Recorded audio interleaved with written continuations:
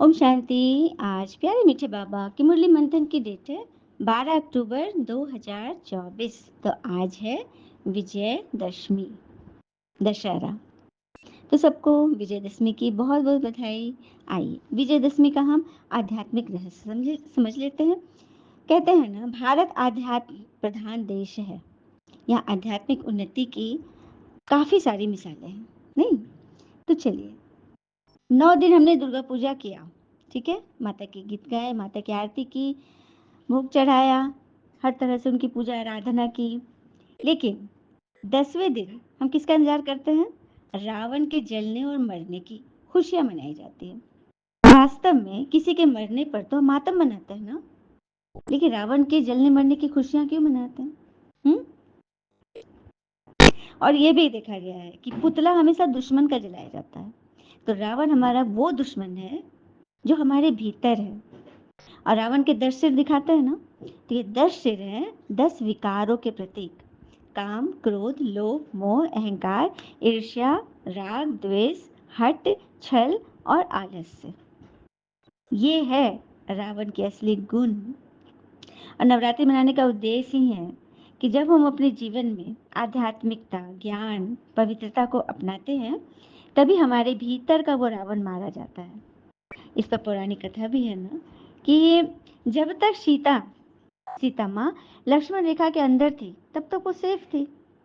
लेकिन जैसे वो बाहर निकली, मर्यादा की रेखा के बाहर निकली, तो क्या हुआ? रावण ने पकड़ लिया, मतलब विकारों ने पकड़ लिया। और लक्ष्मण रेखा लगाने की जरूरत ही क्यों पड़ी थी? जब उनको बाहर का आकर्षित करने लगा। बाहर का आकर्षण अर्थात आत्मा के बाहर की चीज, अर्थात ये शरीर भी तो आत्मा के बाहर की है, आत्मा का वस्त्र है ना वो, तो वो है। तो जब उसके आकर्षण में हम पड़ते हैं, तभी हम रावण दुश्मन को निमंत्रण देते हैं, और यही हुआ। तो अब क्या करना है?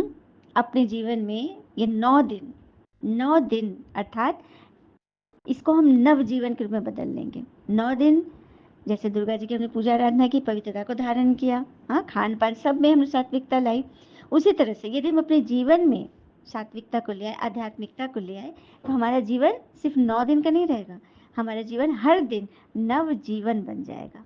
तो ये है विजयदशमी का आध्यात्मिक रहस्य, जो कि स्वयं भगवान ने आकर बताया कि तुम्हारा असली दुश्मन रावण अपने अंदर की कमी कमजोरियां हैं। चलिए अब बाबा की वाणी सुनते हैं कि बाबा आज हमें क्या सुनाने के लिए आए हैं।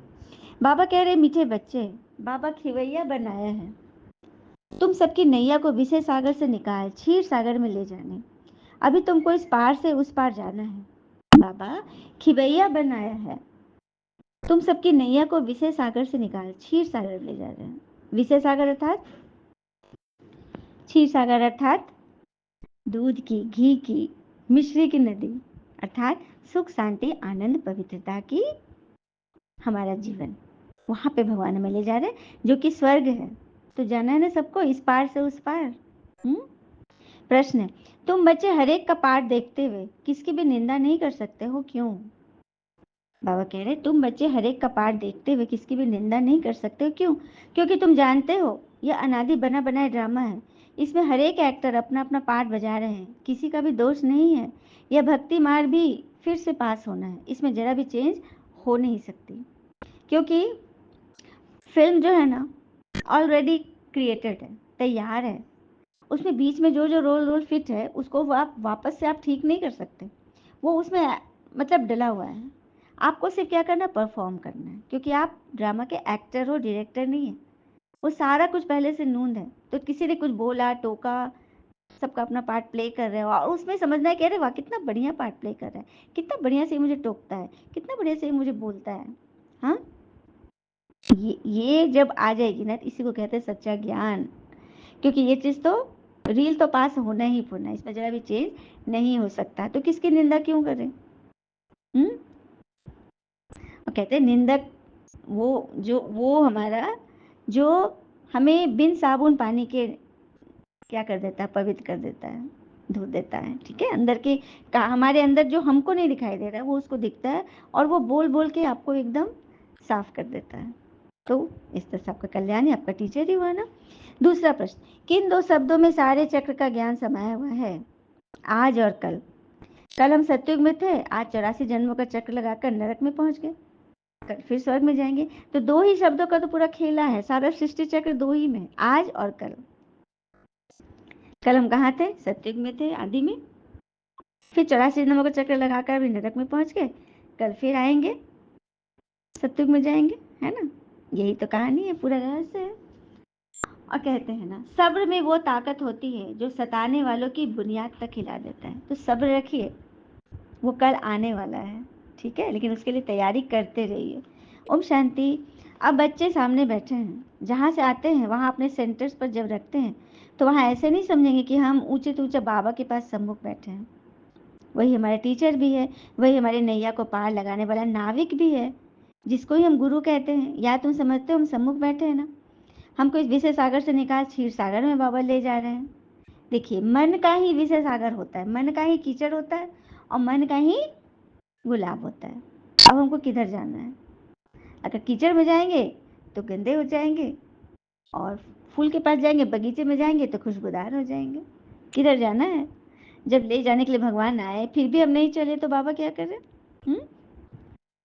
तो बस चलना चाहिए। बाबा कहते मैं इस तन में बैठा हूँ तुमको पार ले जाने के लिए, मुझे भी तो रथ चाहिए ना, नहीं तो मैं श्रीमत कैसे दूं?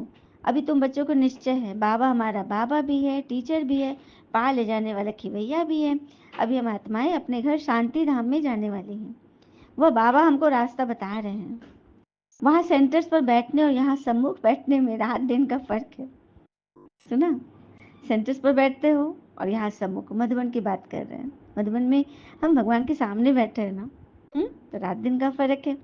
तो बस वही बात है। फिर बाबा समझा रहे हैं, मीठे मीठे बच्चे अपने को आत्मा समझ मुझे याद करो। कहने वाला कौन है? किस द्वारा कहते हैं? सारा दिन मीठे मीठे बच्चे कहते रहते हैं। अभी आत्मा पतित है, जिस कारण फिर शरीर भी ऐसा मिलेगा। अभी तुम समझते हो कि हम पक्के पक्के सोने के जेवर थे, फिर खाद पड़ते पड़ते झूठे बन गए। अब ये झूठ निकले कैसे? इसीलिए तो याद की यात्रा की भट्टी है। अग्नि में सोना पक्का होता है ना, बाबा बार बार समझाते हैं। ये समझाने तो तुमको देता हूँ, हर कल्प देता आया हूँ। हमारा पाठ है, फिर 5000 वर्ष का चक्र रिपीट होगा। 5000 वर्ष पूरा होगा तो बाबा आ जाएंगे सबको ले जाने के लिए। हाँ, पाठ बजाने के लिए बाबा को भी आना है। बच्चे जब दुखी होते तो कहते, हे भगवान हमें अपने पास बुलाओ, हमको यह दुख में क्यों छोड़ा है? जानते हो, बाबा परम धाम में रहते हैं तो कहते हैं, हे भगवान हमको परम धाम में बुलाओ। सबको पता है कि बाबा परम धाम में रहते, तो बाबा बोलते हैं हमको ऊपर बुलाओ। हुँ? तो ऐसे तो थोड़ी ना कोई जाना है। जब तक पूरा पाठ आपका, जितना पाठ आपके आत्मा में नूंदा हुआ है, जितना जन्म, जब तक वो पूरा नहीं होगा बाबा तो नहीं ले जाएंगे। इसलिए तो पापा बताते हैं कि तुम मुझे बुलाते ही हो नरक में, सत्युग में था सुख है, वहां तो तुम बुलाते ही नहीं। इसलिए तो बच्चे वो गीत गाते हैं ना, बहुत सुंदर गीत है। कहाँ मिलेगा बाबा ऐसा, सतयुग में तेरा प्यार, बाबा सतयुग में तेरा प्यार। भले हीरे के महल भी होंगे, भले हीरों के महल भी होंगे, नहीं मिलेगा तेरा प्यार, बाबा कहाँ मिलेगा तेरा प्यार। तो बच्चे का बुलाने का नूंदी नहीं है ड्रामा में जो बच्चे बुलाए, लेकिन बच्चे बाबा को याद तो करेंगे कि बाबा का प्यार कहाँ मिलेगा सत्युग में। अब बाबा भी कहते हैं, मैं ही जाने जाननहार हूँ, अर्थात सृष्टि के आदि मैं दंत को जानता हूँ, परंतु सुनाओ कैसे? विचार की बात है ना, इसलिए लिखा हुआ है। बाबा रथ लेते हैं, कहते हैं मेरा जन्म तुम्हारे सदृश नहीं है। हमारे सदृश अर्थात हम गर्भ से जन्म लेते हैं ना, हाँ उधर से, लेकिन बाबा डायरेक्ट प्रवेश करते हैं, जन्म मरण में नहीं आते। गर्भ से जन्म ले तो फिर उनका भी शरीर छूटेगा, क्योंकि जिसने जन्म लिया उसको शरीर तो छोड़ना ही है। इसीलिए बाबा डायरेक्ट प्रवेश करते, आते हैं और जाते हैं, है ना? कहते हैं वो ऐसा मुसाफिर है जो आया आया राम गया राम, बाबा है। अभी तुम समझते हो हम बाबा के पास आए हैं, या बाबा ही हमको पढ़ाते हैं, हमारी नैया पार कराते हैं। कहाँ रास्ते में टूट पड़े, एक्सीडेंट हो जाए, तो तुम कहते हो हमारी नैया पुरानी हो गई, अब हमें नहीं दो। इनको वस्त्र भी कहते हैं, नैया भी कहते हैं। किसको? वस्त्र को, शरीर को। हम्म? बाबा कहते हैं, बच्चे कहते हैं बाबा से, बाबा हमको लक्ष्मी नारायण वाला वस्त्र चाहिए, मतलब इतना सुंदर वस्त्र चाहिए। तो बाबा बोलते तो पढ़ाई पढ़ो, अच्छी रीति पढ़ो, मैं पढ़ाने आया हूँ। टीचर ऐसे मार्क्स तो देगा नहीं, पढ़ने वाले को देगा ना। तो जितना अच्छी रीति धारण करेगा, कराएगा, नंबर 1 लेगा, उसी को तो मिलेगा ऐसा वस्त्र लक्ष्मी नारायण वाला। फिर बाबा कहते हैं, तुम भी समझते हो, बाबा इस मुख द्वारा हमको समझाते हैं। इस मुख की भी महिमा है कितनी। गौ मुख से अमृत पीने के लिए लोग कहाँ कहाँ धक्के खाते हैं, कितना तीर्थ आदि करते हैं, कितनी मेहनत से जाते हैं, जान जोखिम में भी डाल के जाते हैं ना। मनुष्य समझते ही नहीं ये गौ मुख आखिर है कौन। कितने बड़े समझदार मनुष्य वहां जाते हैं, इसमें फायदा क्या है, और ही टाइम वेस्ट होता है। जबकि गौ मुख तो यहाँ बैठे हैं। गौमुख वो जिनके तन में भगवान ने प्रवेश किया, जिनके मुख से, जिनके श्री मुख से ईश्वर ने अपनी वाणी निकाली, ये मुरली निकाली, वही तो है गौमुख। तो यहाँ मिलेगा आपको, ब्रह्मा कुमारी में मिलेंगे गौमुख। जिन भी बहन दीदी के मुख से ये गीता ज्ञान निकल रहा है, आप समझिए वही है गौमुख। शास्त्र में है ना, गाय की पूंछ पकड़ लो तो भवसागर पार हो जाओगे। तो गौमुख समझ ही गए, तो उनकी पूंछ अर्थात श्रीमत, उसको पकड़े रहो, उनका हाथ पकड़े रहो, उनके नियम कायदे पे चलो, तो भवसागर पार हो जाएगा। विषय सागर से क्षीर सागर पहुंच जाएंगे। बाकी गीता में कोई हठयोग आदि की बात नहीं है, उसमें तो राजयोग है। हाँ, लोग कितना प्राणायाम करते हैं, योग तपस्या करते हैं, मतलब घंटों घंटों शरीर को एक पैर पे खड़े होकर करेंगे। हठयोग कितना करते ईश्वर को पाने के लिए। अच्छा, एक बात कभी किसी ने अपनी बुद्धि में चलाई कि जो हमारा पिता है, एक पिता के लिए बच्चे के मन में कैसी भावना होनी चाहिए। बच्चे को कुछ चाहिए पिता से, तो पिता बोलेगा एक पैर पे खड़े हो 1 महीना, तभी मैं तुम्हारी बात सुनूंगा, या अन्न जल त्याग दो तब मेरी तुम्हारी बात सुनूंगा, या फिर तीर्थों पे जाओ, इतना भयंकर जान जोखिम में डालकर जाओ तब मैं सुनूंगा। ऐसा कोई पिता होते हैं क्या? हाँ, कि बच्चे को इतना कष्ट दे? नहीं, ये हम सब अपने श्रद्धा से करते हैं कि ईश्वर से हमें इतना प्यार है, तो उनके लिए अपनी हिम्मत दिखाते कि हमें इतनी हिम्मत है बाबा। तो बाबा कहते हैं, देख लिया तुम्हारी हिम्मत। देखो, घूमना फिरना तीर्थ करने में तो सभी माहिर है, सभी करते हैं, लेकिन बाबा को कौन सी मेहनत चाहिए? धारणा करने की मेहनत, मुरली सुनने की, नियमित रूप से चलने की मेहनत चाहिए बाबा को। तभी तो राजधानी बनेगी, क्योंकि हर एक बच्चे को तैयार जो करना है। हाँ, तो हठी योग गीता में भी नहीं है, उसमें तो राजयोग है। तभी तो बाबा का आना पड़ा है ना, राजा ही सिखा रहे हैं हमको इस ज्ञान श्रीमत से। तुमने ही भक्ति मार्ग में कितना पाठ बजाया, ऐसे ऐसे दुख भोगते भोगते अब अंत में आ गए हो, सारा झाड़ जर्जरभूत अवस्था को पा गया, अब वहां जाना है, तो अपने को हल्का करो। बहुत बातें मन में भर भर के एकदम बोझा बना लियो, अटैची मन का एकदम भारी हो गया, खाली करो उसको। हम्म। तो यही बाबा कह रहे हैं। कई है कि समझते हैं कि बंधन टूट जाए, तो टूट जाए मतलब हल्के हो जाए, लेकिन कैसे हो उसका मार्ग भी तो नहीं पता, दिशा भी तो चाहिए। तभी तो भगवान दिशा दे रहे हैं, रास्ता बता रहे हैं। नहीं तो बच्चे, धन, कारखाने, ग्राहक, राजे रजवाड़े आदि याद आते रहेंगे। जब तक बंधन नहीं टूटेगा, मोह का बंधन नहीं टूटे, जब तक ये सबसे याद आते रहेंगे।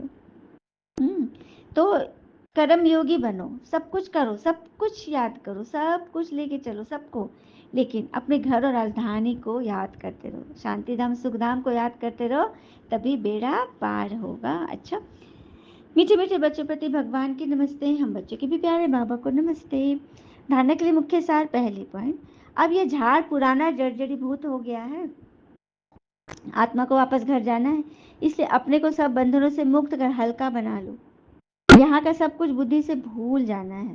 क्यों बोलते पापा भूलने? क्योंकि किस्सा जिंदगी का बस इतना ही है कि लोग जिंदगी बनाने के चक्कर में जिंदगी जीना ही भूल जाते हैं। कैसे जीना है हमें? हाँ, विकारी जीवन नहीं जीना है, उसे भूलो और सच्चा जीवन को याद करो, जो हमें बाबा सिखलाते हैं। दूसरी पॉइंट, अनादि ड्रामा को बुद्धि में रख किसी भी पाठधारी की निंदा नहीं करनी है। जहाँ गॉसिप चल रही है वहां पे एक कान से सुन, दूसरे से नहीं, उसी कान से निकालो, ठीक है? और जरूरत न हो तो वहां से उठकर चले जाओ। ड्रामा के राज को समझ विश्व का मालिक बनना है। ड्रामा के राज को समझने वाला कभी भी नाराज नहीं होता। वरदान, साइलेंस की शक्ति द्वारा आत्मशक्ति के उड़ान की तीव्र गति करने वाले विश्व परिवर्तक भव। साइलेंस की शक्ति द्वारा आत्मशक्ति के उड़ान की तीव्र गति करने वाले विश्व परिवर्तक भव। तो साइलेंस की शक्ति द्वारा क्या करना है?